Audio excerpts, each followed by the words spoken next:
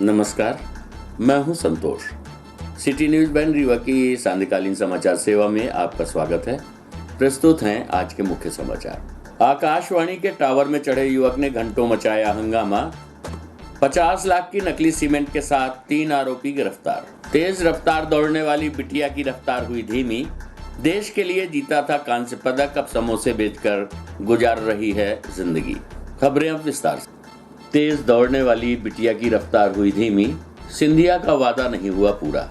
कांस्य पदक जीतकर बढ़ाया था देश का सम्मान, अब समोसे बेचकर गुजार रही है जिंदगी।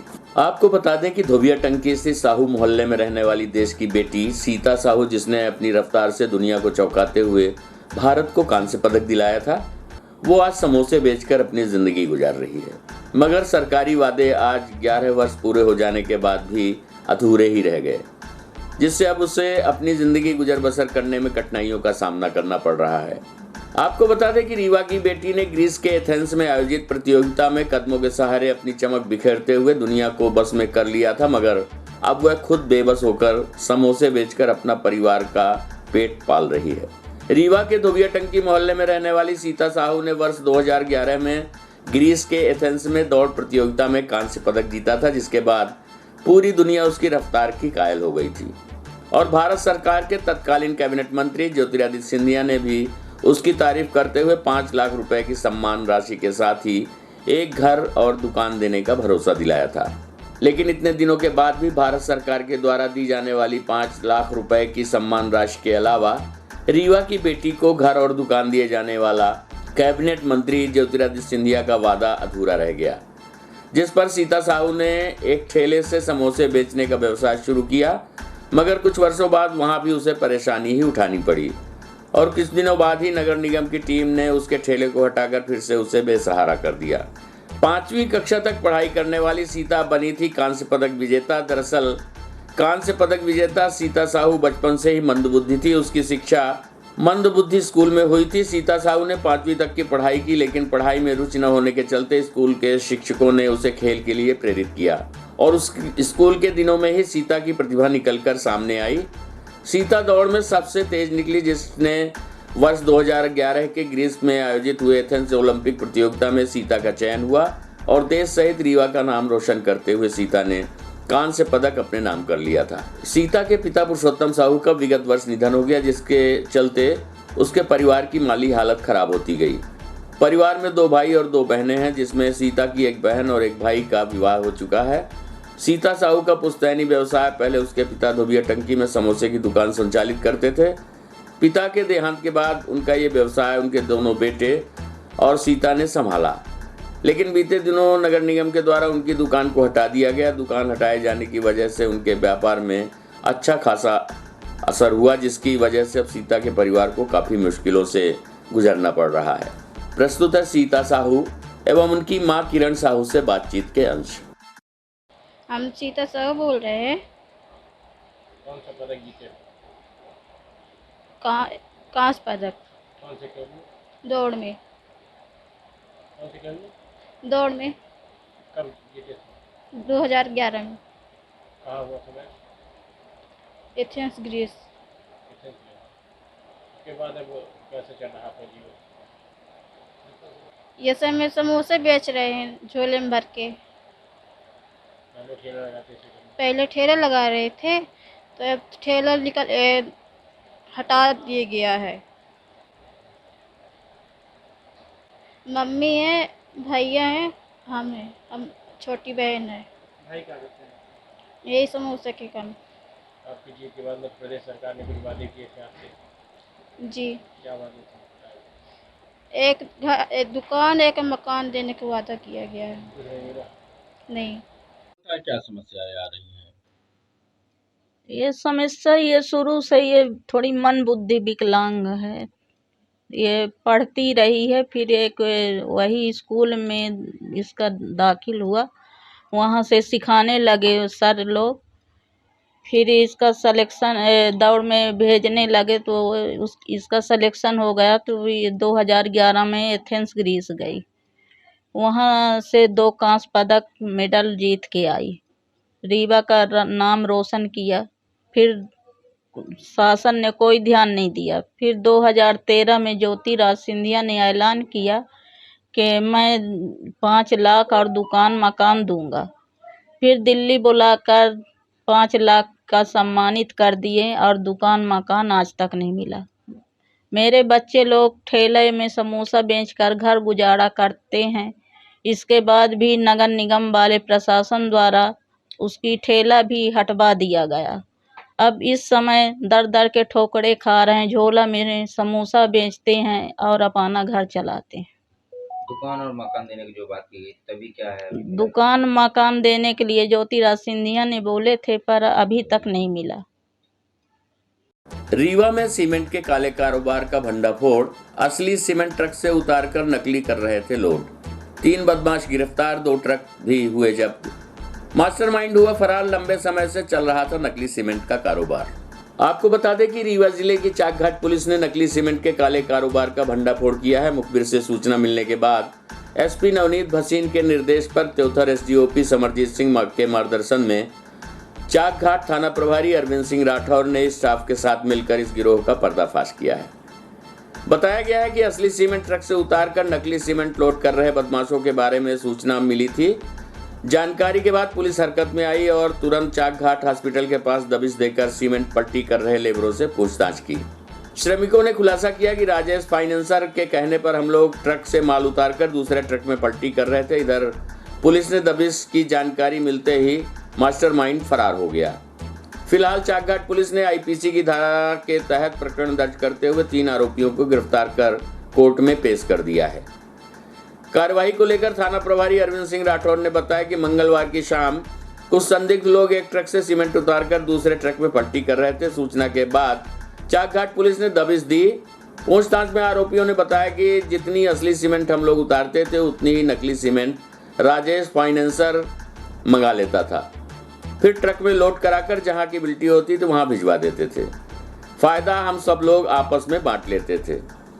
चाकघाट पुलिस ने जिन आरोपियों को गिरफ्तार किया उनके नाम हैं वेंकटेश कुमार शर्मा पुत्र रामनंद शर्मा, निवासी उचरिमा, थाना शेरघाटी, जिला बिहार, हाल मुकाम चाकघाट बॉर्डर।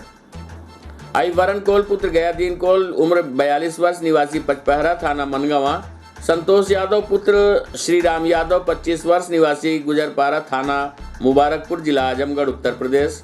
ये सब सीमेंट की पट्टी कर रहे थे।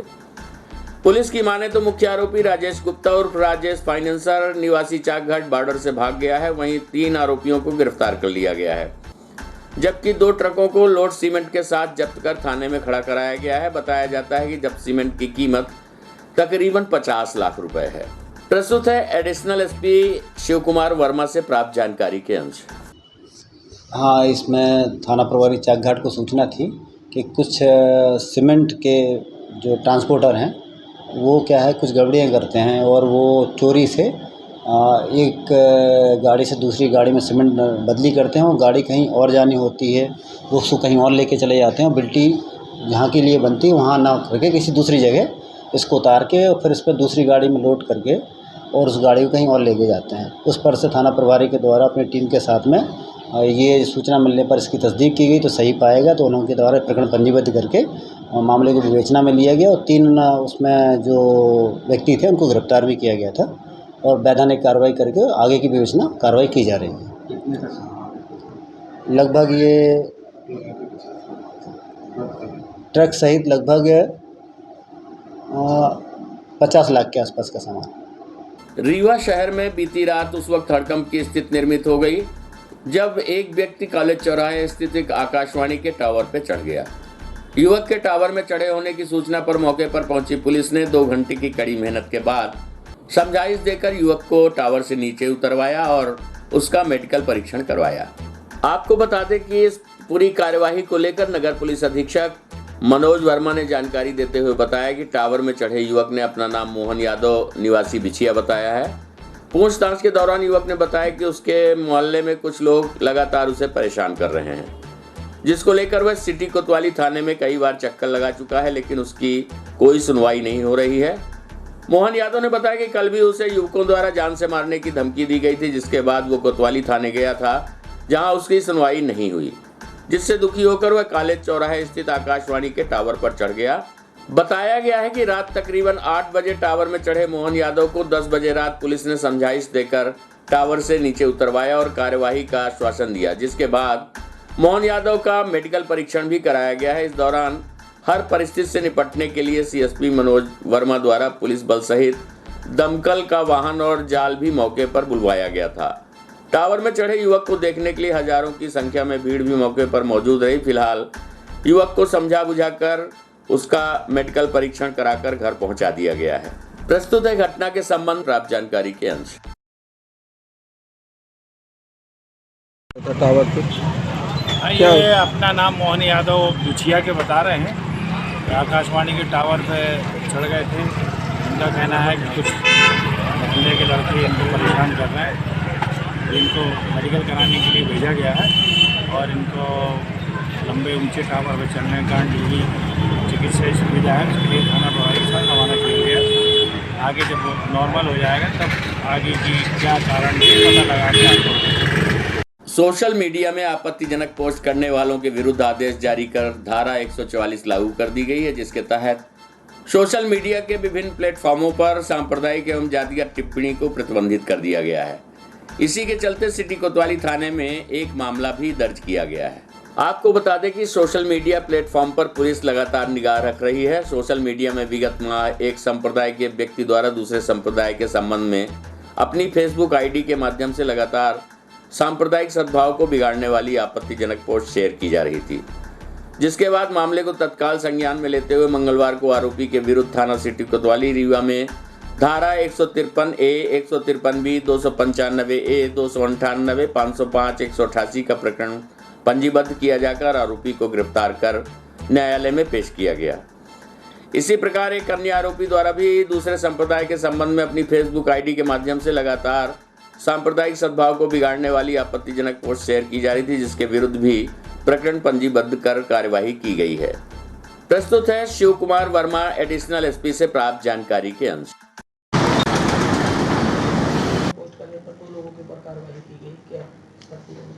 ये जैसा कि आप लोग सभी जानते हैं अभी कि सोशल मीडिया पे कुछ अभद्र कमेंट करना, किसी एक समुदाय के व्यक्ति के द्वारा दूसरे समुदाय के व्यक्ति के खिलाफ करना है, दूसरे समुदाय के लिए करना, इस संबंध में लगातार सोशल मीडिया पे पुलिस के द्वारा नज़र रखी जा रही थी।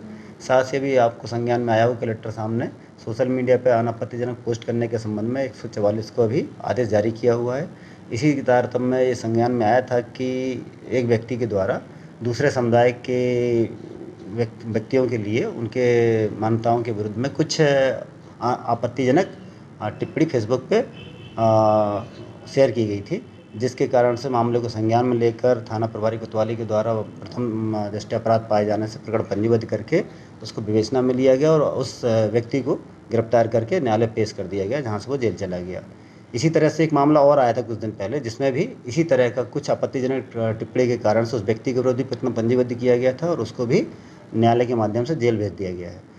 लोगों से अनुरोध है कि इस तरह की किसी भी तरह से किसी भी समुदाय विशेष के लिए कोई आपत्तिजनक पोस्ट शेयर ना करें।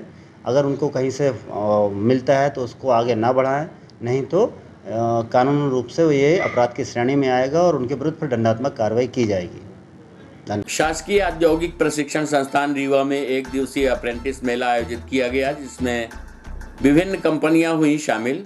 हाई स्कूल एवं संबंधित ट्रेड से ITI उत्तीर्ण युवक युवतियां साक्षात्कार में हुए उपस्थित। आपको बता दें कि चयनित अभ्यर्थी को भारत सरकार द्वारा निर्धारित प्रतिमाह स्टाइपेंड एवं अन्य सुविधाएं प्राप्त होंगी। संभागीय रोजगार अधिकारी अनिल दुबे ने बताया कि इस आयोजन से युवाओं को लाभ होगा और वो रोजगार से जुड़ सकेंगे। उन्होंने बताया कि देश के नामी गिरामी कंपनियां इसमें सहभागिता निभा रही हैं और लगभग 30 से 35 कंपनियां आई हुई हैं। उन्होंने बताया कि भारत सरकार और राज्य सरकार के निर्देशानुसार 18 से 21 तारीख तक प्रदेश के अलग अलग संभागों में इसका आयोजन किया जा रहा है। इसी कड़ी में आज रीवा संभाग के रीवा, सिंगरौली और सतना में इसका आयोजन किया गया। रीवा जिले में ऑनलाइन माध्यम से लगभग 400 से ज़्यादा अभ्यर्थियों ने अपना रजिस्ट्रेशन कराया था, जबकि ऑफलाइन रजिस्ट्रेशन की प्रक्रिया जारी है। प्रस्तुत है रोजगार अधिकारी अनिल दुबे से प्राप्त जानकारी के अंश। आज का ये जो अप्रेंटिस मेला है भारत सरकार की पहल तथा मध्य प्रदेश शासन की पहल अनुसार जो है पूरे देश में चल रहा है। 18 से 21 तारीख के बीच में प्रदेश में प्रत्येक ज़िले अपनी सुविधा और के अनुसार और कंपनी चयन के अनुसार जो है 18 से 21 के बीच में आयोजित कर रहे हैं। आज अपने रीवा संभाग में रीवा, सिंगरौली और सतना में ये अप्रेंटिस मेले का आयोजन किया जा रहा है। आज लगभग जो टीपी होती हैं, थर्ड पार्टी एजेंसी होती हैं, उनके माध्यम से ये जो कंपनीज़ प्राप्त हुई हैं या कंपनियां आई हैं उसमें एसएसवी ग्रुप है, आईसेक्ट है और जेपी ग्रुप है, मारुति सुजुकी इंडिया लिमिटेड है और इस तरह से करके लगभग जो है मैंने इस ग्रुप के द्वारा लगभग 30 से 35 कंपनी आज इस अप्रेंटिसशिप मेले में भाग ले रही हैं। और जो ख़ास तौर से आईटीआई विभिन्न ट्रेडों में सेलेक्टेड बच्चे हैं जो अप्रेंटिस करना चाहते हैं, उनके लिए इस अप्रेंटिस मेले का आयोजन किया जा रहा है और कंपनी चयन की कार्रवाई कर रही है। ट्रेनिंग के दौरान बच्चों को कुछ ट्रेनिंग के दौरान बच्चों को स्टाइपेंड जो नाम्स है उसके अनुसार स्टाइपेंड दिया जाता है और सफलतापूर्वक ट्रेनिंग पूर्ण कर लेने के पश्चात कंपनी संबंधित बच्चे को नियमित रूप से जो है उनका चयन कर लेती हैं और उनके जो माने रेगुलर एम्प्लॉई की तरह उनके अपॉइंटमेंट देती हैं और उस नाम्स के अनुसार वो कार्य करने लगते हैं।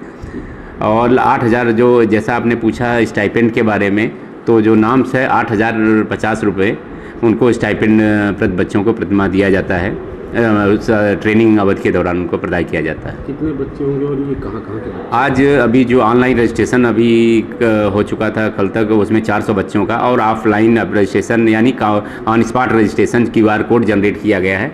इसके माध्यम से भी बच्चे रजिस्ट्रेशन करके इस मेले में भाग ले रहे हैं। इस बच्चे में चूँकि प्रत्येक ज़िले में ये अप्रेंटिस मेले का आयोजन किया जा रहा है, इस कारण से इसमें जिला स्तरीय तो है ही, रीवा ज़िले के सभी बच्चे, यदि किसी अन्य ज़िले के भी बच्चे आ जाते हैं तो वो भी चयन में भाग ले सकते हैं, उनके लिए भी खुला है।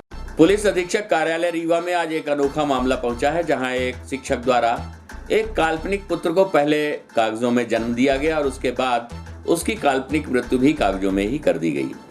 जमीनी विवाद से जुड़ा ये मामला पुलिस अधीक्षक नवनीत भसीन के संज्ञान में आने के बाद उनके द्वारा कार्यवाही के निर्देश दिए गए हैं। आपको बता दें कि इस पूरे मामले को लेकर गुलाबनगर निवासी उमा मिश्रा ने जानकारी देते हुए बताया कि उनके जेठ द्वारा ब्रज किशोर नाम से एक बेटा पैदा किया गया जो पूरी तरह से काल्पनिक था और कागजों में इस तरह की पैदाइश हुई, जिसके बाद उनकी भूमि को प्लाटिंग कर बिक्री कर दिया जाए और अब उसी ब्रज किशोर को मृत घोषित कर दिया गया है।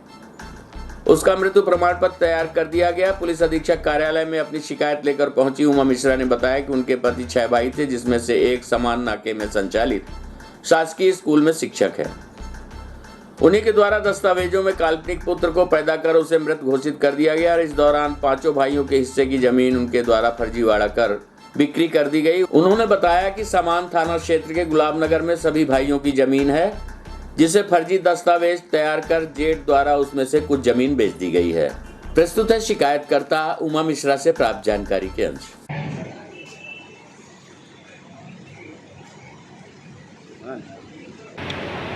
क्या नाम है आपका? उमा मिश्रा।